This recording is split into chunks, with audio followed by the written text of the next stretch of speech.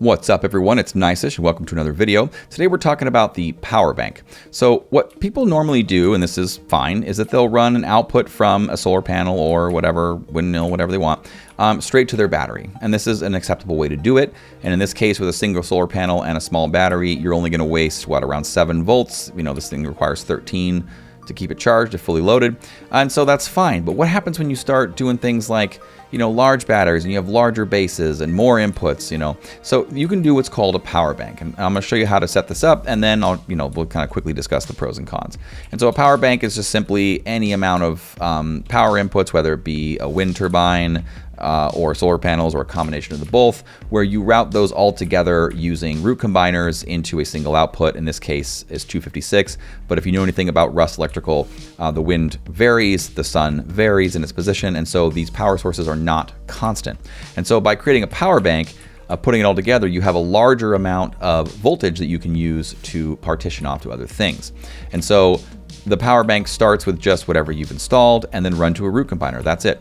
And so what I can do here is, now I've got, arriving here, I've got 260, and of course this is passing through 257 to this counter here just to show, you know, what we've got. So I can say from this branch, I can send off, let's say I have a large battery in my base, I can run a line from the branch out of that branch straight into the large battery, and then I can set that charging amount to whatever I want. The large battery requires a minimum of 125, so I'll just go with 130.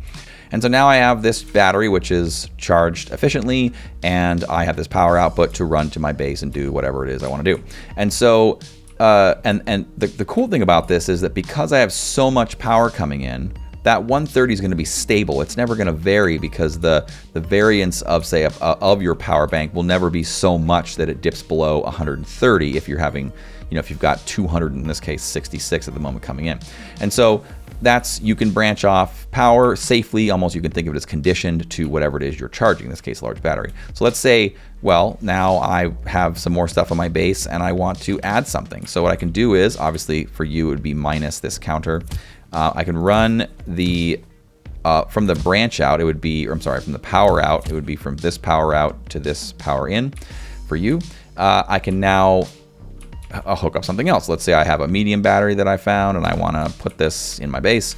And I can then say, okay, well, I'm going to go ahead and I'm going to pop off a line from my branch out of this new branch.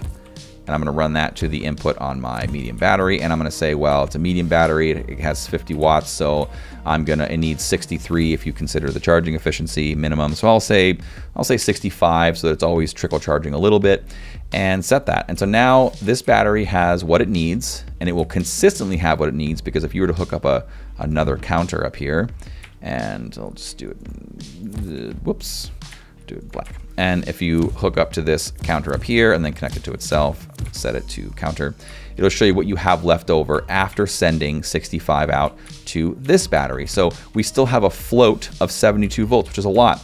And so you could maybe, you know, I wouldn't do another medium battery because that's going to take 63 away from that, and it could definitely vary below that. But you might be able to get away with smaller amounts or specific items or whatever you want to do. And so that's the point. The point of a power bank is that it conditions your supply of power such that the things you're powering get exactly what they need all the time, and then you have some floating amount.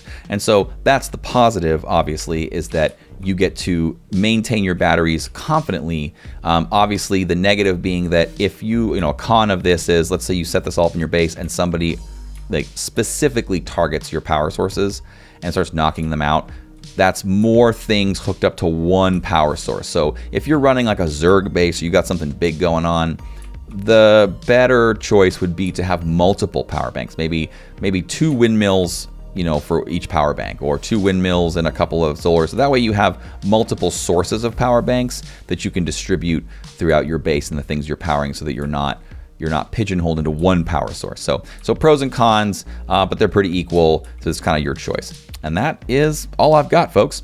If you have any questions or comments, you can leave them below, or you can get me on my Discord. See you later.